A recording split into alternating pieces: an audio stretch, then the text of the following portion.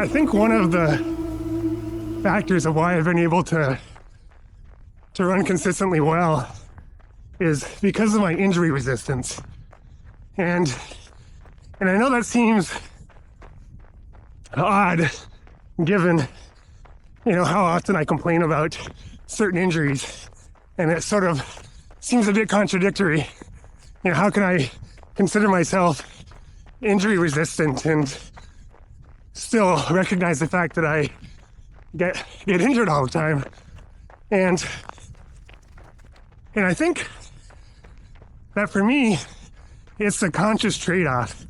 I feel pretty confident I could run 50, 60-mile weeks and almost never get injured. And in fact, in the off seasons, that's what I do. That's my downtime. My downtime is running those kind of mileage. And for me, that's a rate at which my body can recoup and get stronger. And at least at this stage of my life, it doesn't seem to cause me to get injured.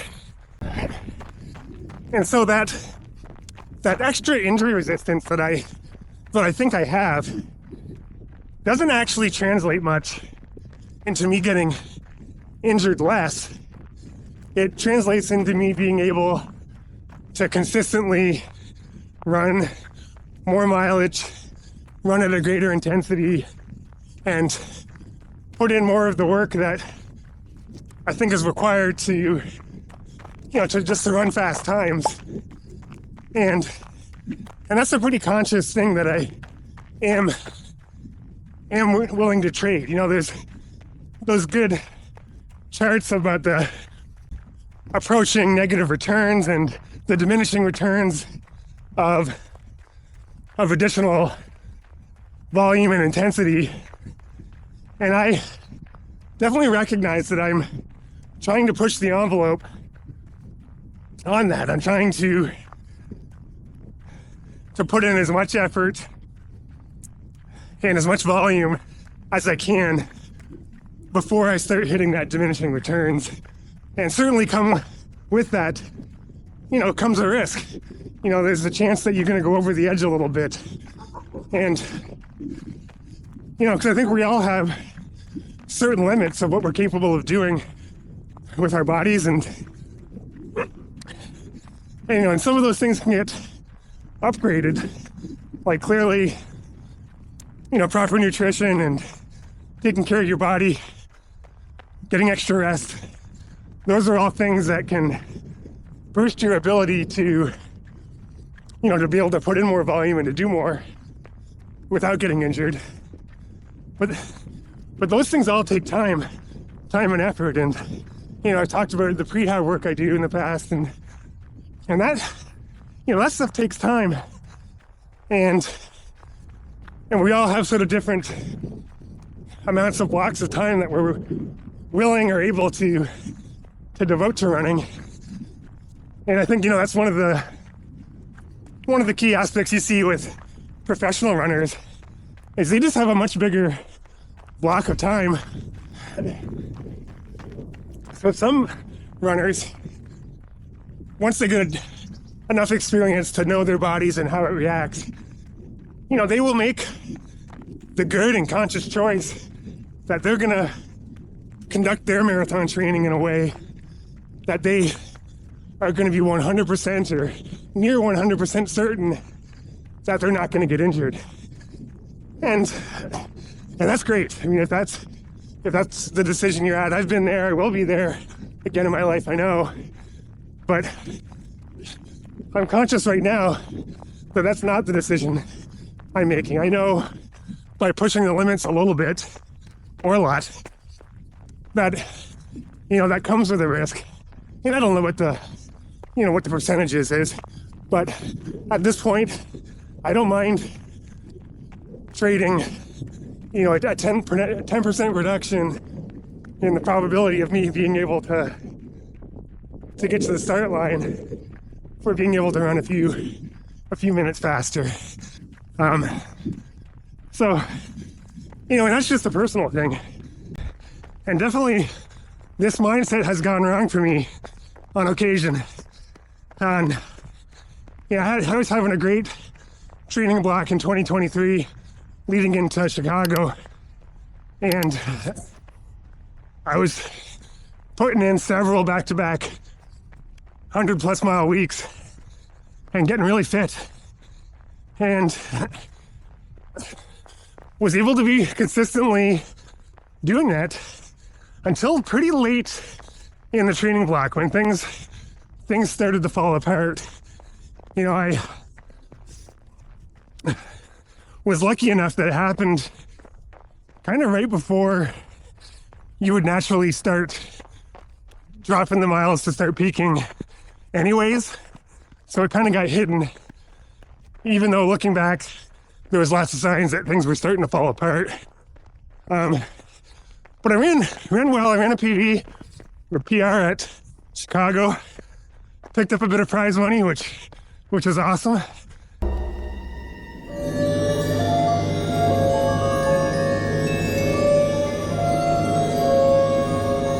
And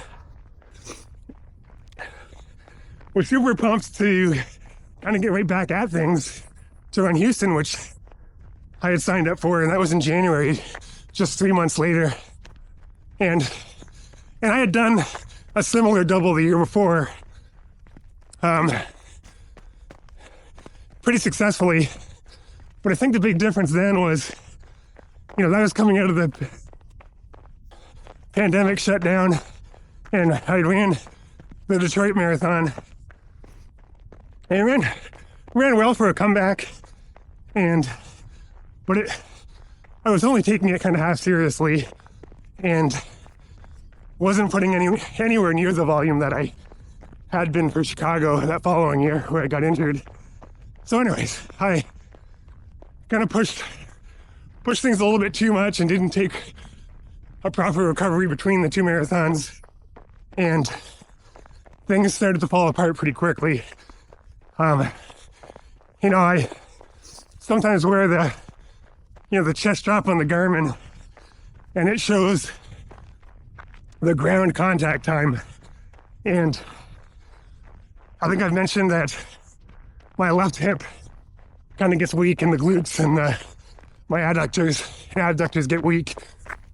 I noticed that I could almost hear like a galloping sound when I was on the treadmill, and that the one side of my stride was just moving through its gait a lot faster.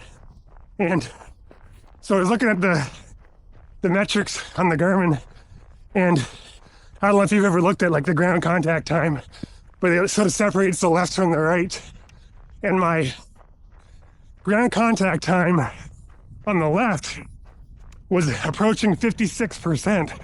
So like I was just the push off and the reaction on my left was just, you know, hugely different than my right. And I could pick that up on just the sound of it on the treadmill. And, you know, I sort of just pushed through too many workouts,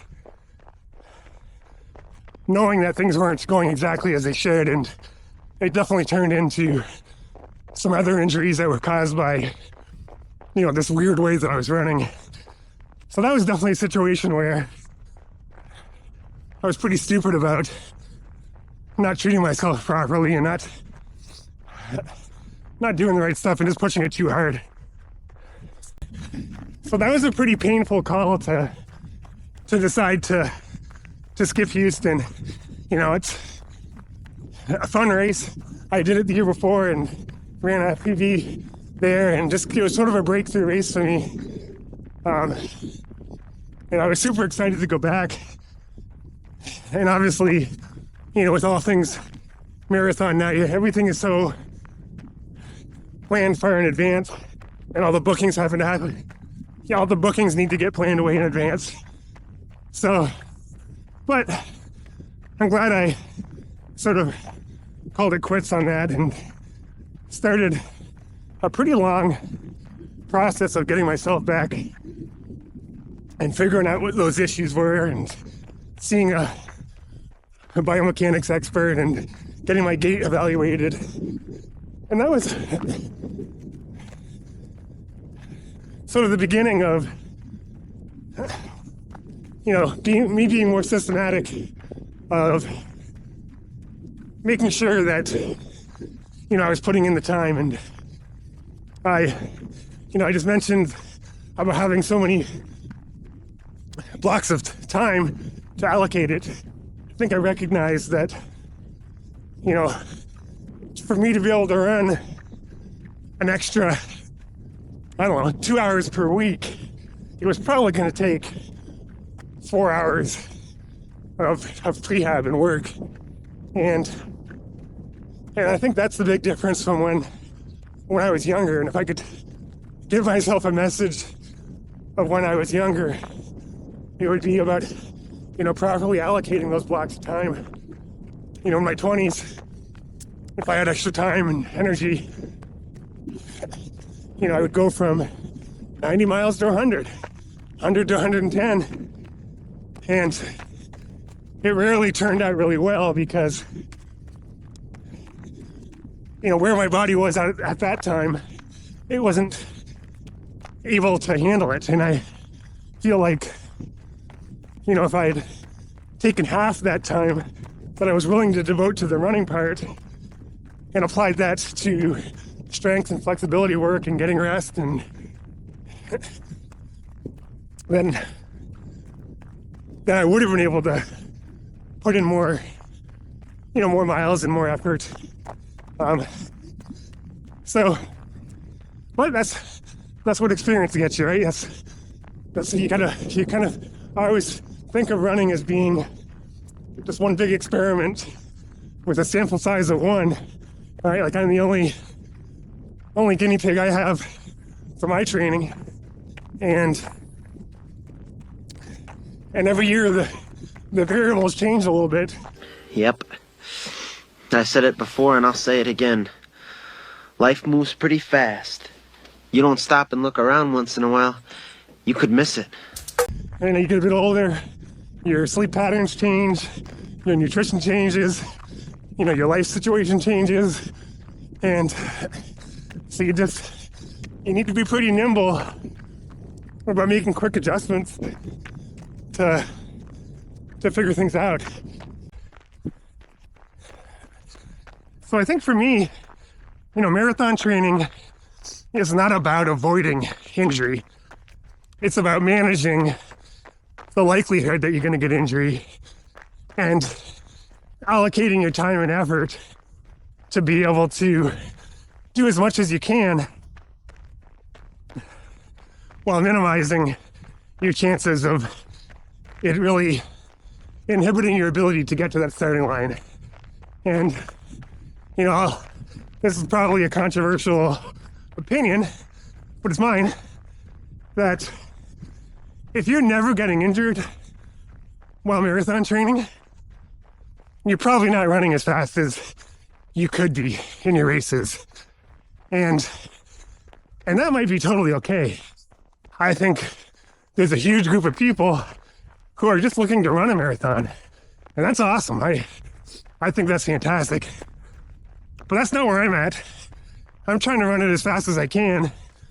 And in my opinion, to do that comes with some level of risk that, you're going to get sidelined a little bit. And hopefully that sideline is just, results in you having to be on the elliptical for a few days. And that's a risk I'm willing to take.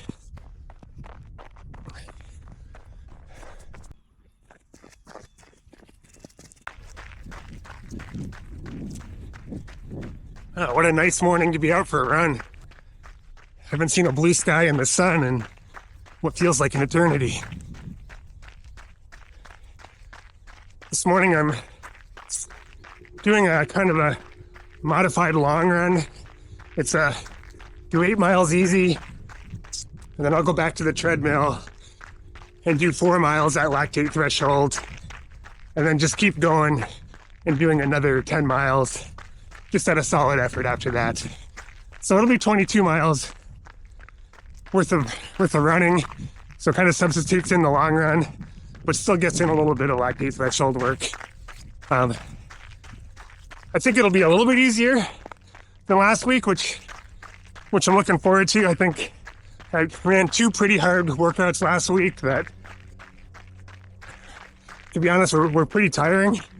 So even though this feels like a longer day, I think it'll be a little bit less wear and tear than last Saturday's workout.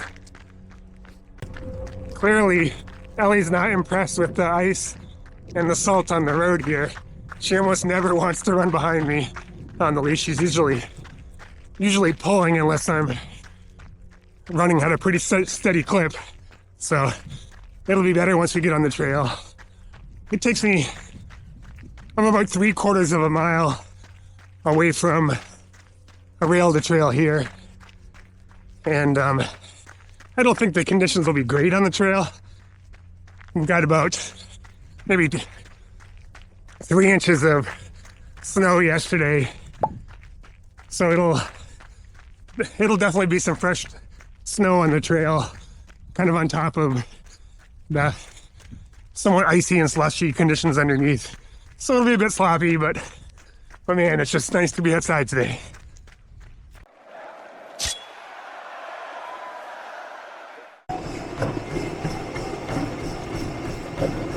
So I just finished my 8 miles outside, and I've set my 4-mile threshold right here. I'm gonna run this one at 5:21 pace, and then when I'm all set with this, I'm just gonna switch right over to a 10-miler, and I'll try to introduce a bunch of hills and that. I think for the 4-mile tempo, I'm just gonna keep this at 1% grade, and worry about getting the hills in during the long wire.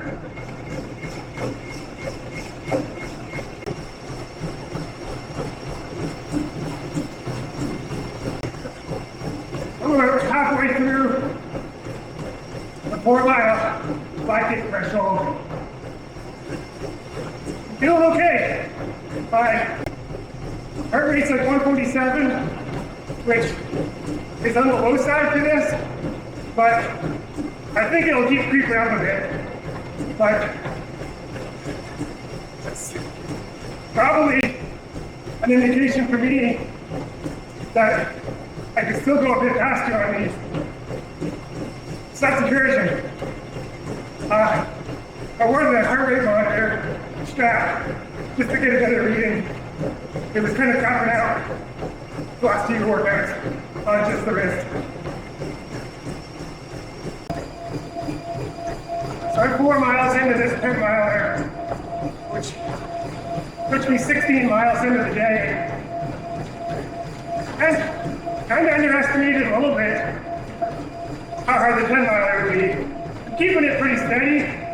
I'm going about 6:05 pace when I'm going flat. And then I'm going about 7-minute pace at a 3.5% incline on the hills. And it's definitely starting to take its toll. Today's Monday morning. Legs are feeling pretty good from the weekend, and I'm just doing an easy 8 miles out here. It's super slick again, so I'm going pretty slow. I'm gonna do some strides when I get back on the treadmill. I think that usually makes my legs feel a bit peppier.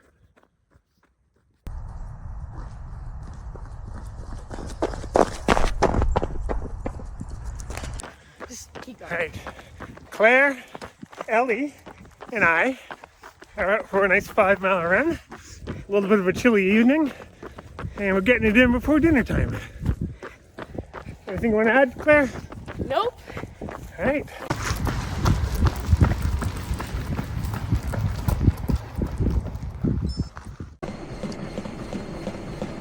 All right, today's Wednesday, so I've got a workout today. Today's a VO2 max and speed workout combo. I'm starting with an 8-mile warm-up, and then it goes into like a 6 by 1K. I think I'll probably try to run these at 453 miles or 303 kilometers. We'll see how that goes. I think that'll feel pretty brisk, so we'll see. When those are done, it goes to 6 quarters. I'm gonna try to run those at 67 second pace, so like 424 mile pace. It is a 2-minute rest between the kilometers and a 400 jog between the quarters, and then just do a quick cool down afterwards. So, I mean, I usually do my warm up outside. It's just the conditions out there is not great. The trail I usually run on is like pure ice. Claire and I tried to run on it last night, and it was like a skating rink. And then all the medians on the roads around here are kind of covered with snow, and I just don't trust drivers that much. And I don't like spending too much time on the roads when it's so dark out. So, getting some more time in on the treadmill.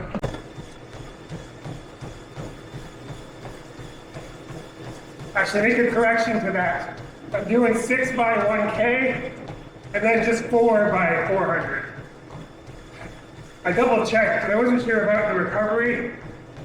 And the recovery was correct. It's a 2-minute recovery between the Ks, and it's a 400-meter recovery between the 400s. I just had the number of 400s wrong. So, here we go. I'm gonna get into it here.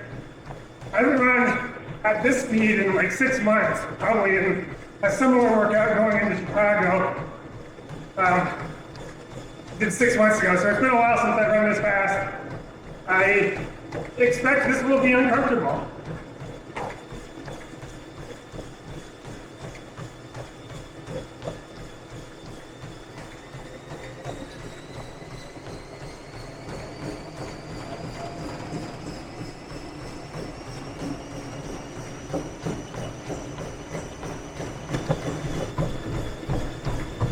Yeah, that was tough. We'll see if I can do this or not. This is going to be a challenge. I'm really not sure if I'll make it through, but we'll see. All right, this is number 3 I'm starting.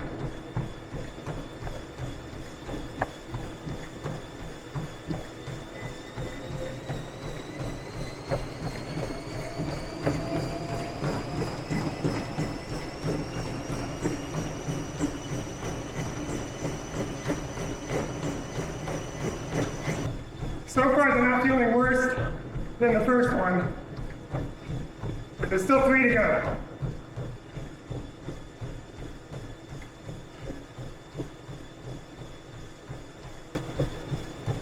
All right, 2 to go.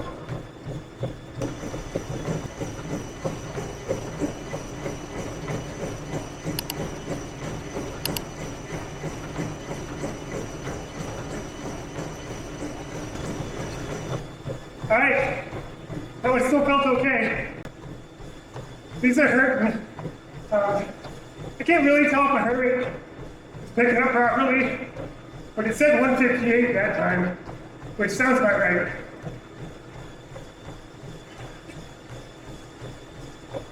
I almost never see it go past 160, and I'm guessing I'm getting pretty close to max.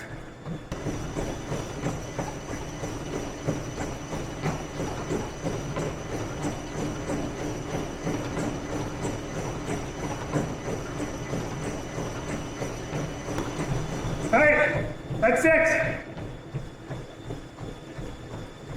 I'm gonna take 4 minutes here and then start the quarters.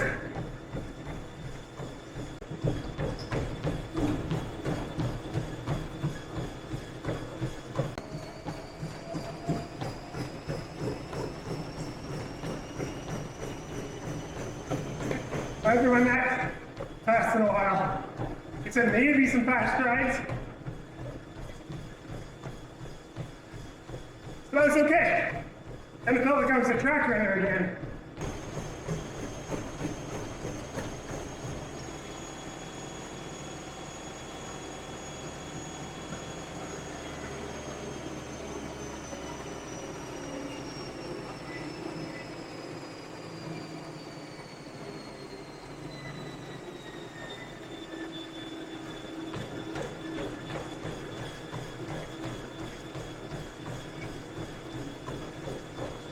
right, that was all done. That was tough. It's been a while since I've had that burning sensation in my hamstrings. For me, the marathon training is pretty hard on the quads, but there's nothing like fast work for me that really gets the hamstrings working. So I think that was good. You know, my marathon training doesn't have too much VO2 max work, and definitely not much anaerobic work like that. So it's tough, but kind of a nice change of pace once in a while to work that stuff in. Today's Friday. I'm just finishing the week up here with a relatively easy 10-miler on the treadmill. Trying to work in a lot of hills. It's been pretty icy out still. So usually I would like to go outside today, but there's still kind of a sheen of ice from an ice storm that came through yesterday. So playing it safe on the treadmill. The side benefit to that is I definitely get a lot more hills in when I'm on the treadmill. Have a great week. Thanks for joining.